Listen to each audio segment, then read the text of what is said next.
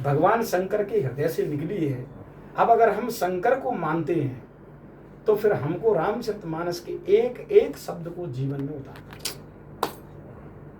इसलिए सपने में भी न बिसरे राम, जपिए राम राम, जपिए राम राम अविराम।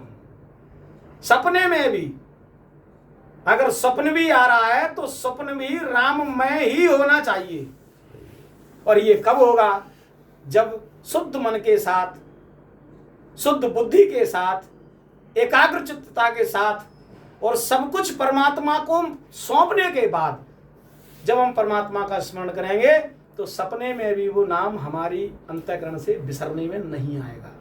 ये मान के चलना, आप तो जीते जी ही मुक्त हो, मोक्ष मरने के बाद नहीं है। अगर कोई कल्पना करता हो कि मोक्ष मिलेगा, मोक्ष मिलेगा, अरे भैया मोक्ष में ही है अभी इस समय वर्तमान में। कोई संसारी वस्तु की कामना नहीं है, यही तो मोक्ष है।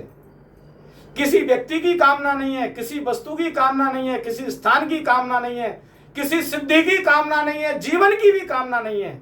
अगर है तो एक सिर्फ राम, यही मोक्ष है। सगुण उपासक मोक्ष न लहे।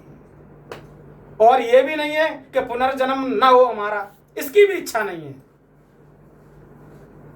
ये भी इच्छा नहीं है कि साहब हमारा पुनर्जन्म ना हो, इसकी भी इच्छा नहीं है। हमारे रघुनाथ जी की जो इच्छा है वो हमारी इच्छा है। अगर वे चाहें कि हमको लाख बार पैदा करना चाहते हैं, पुनः पुनः बार बार इस मृत्यु लोक में भेजना चाहते हैं, हे नाथ बड़ी कृपा है आपकी, हो सकता है आप हमारे द्वारा कुछ कराना चाहते हो, हमें सहज स्वीकार है। ये भाव जब हमारे अंतःकरण में जम जाएगा तो फिर कल्याण है। और चाहिए भी क्या? परावस्था क्या है? यही परावस्था, यही परावस्था है। परावस्था का मतलब ये नहीं होता कि हम कपड़े फाड़ने लगें। परावस्था का ये नहीं मतलब नहीं होता कि हम तुम्हें भूल जाएं। परावस्था का मतलब ये नहीं होता कि बिल्कुल सुन्न हो जाएं। अरे सुन्न नहीं है, अलर्ट है, जागृत है। जागृत अवस्था है परावस्था। ये जागृत अवस्था का नाम परावस्था है। सही है। परमहंस अवस्था का मतलब ये है कि परमात्मा ने वो क्रिया प्राप्त करा दी है जिससे हम हर चीज को अलग अलग करके देखने की सामर्थ्य प्राप्त हो गई है, सत्य और असत्य समझने की सामर्थ्य प्राप्त हो गई है।